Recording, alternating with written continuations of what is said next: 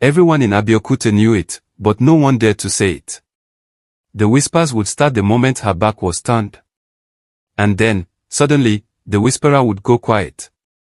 Not just quiet, but silent. Deaf. The elders said it was a curse, one they'd seen before, but no one could stop it. People needed her food too much. She was the only food seller in the village whose meals could fill your belly like no other, leave you feeling so satisfied that you couldn't help but crave more. But no one, not even the elders, could explain how she did it, how she alone could feed an entire community without breaking a sweat. Or why everyone else who tried seemed to die young. One person would. Abeokuta is a peaceful town, rich with history, and nestled in the embrace of the Olumo Rock. Most of its people lived simple lives, waking early to tend their farms, their shops, or their family businesses. But no one could start their day without Mama Basira's food. Her shop, tucked neatly between two large palm trees, wasn't the biggest or the most modern. In fact, it looked old, almost forgotten, like it had stood in the same spot for centuries, untouched by time. Yet, from the moment the first cock crowed, the scent of her cooking would fill the air, irresistible, drawing people from their homes like a magnet. She served steaming plates of jollof rice, rich egusi, and tender goat meat so soft it melted in your mouth. Her food was legendary. Every market woman, every farmer, every Okada rider in Abeokuta would stop by her shop before they began their day.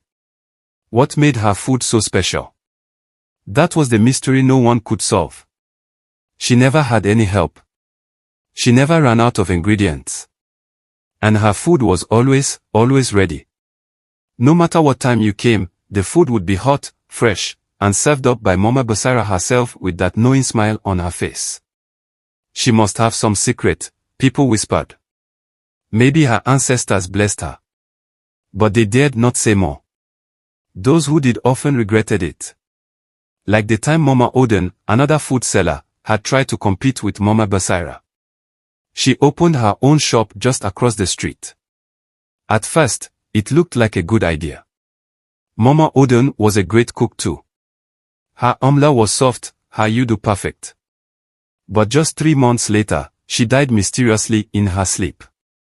Some said it was a heart attack. Others said something darker. Her family didn't talk about it, but everyone knew. It was Mama Basira. People died. Some went deaf. Yet, they still came back for her food. It was too good, too powerful to resist. But the stranger from Lagos. He wasn't so easily fooled. His name was Chuka, and he came to Abeokuta to visit his aunt. From the moment he stepped off the bus, he heard people talking about Mama Basira. He wasn't interested at first. He'd lived in Lagos all his life, where food was abundant, and nothing surprised him.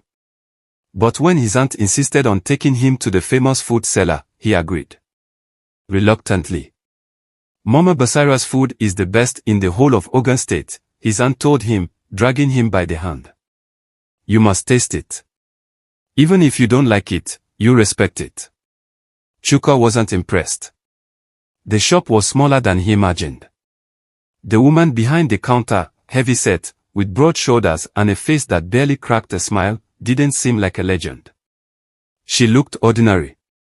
When Mama Basira served him a plate of jollof rice, something inside him twisted. It smelled perfect. Too perfect. The rice was bright red, each grain glistening in the sunlight. The meat was golden brown, steaming with rich spices. Everyone around him was eating, their eyes half closed in bliss, murmuring praise with every bite. But Chuka couldn't shake the feeling that something was wrong. You're not eating? Mama Basira asked, her eyes locking onto his. He shook his head, feeling uneasy. I'm not that hungry.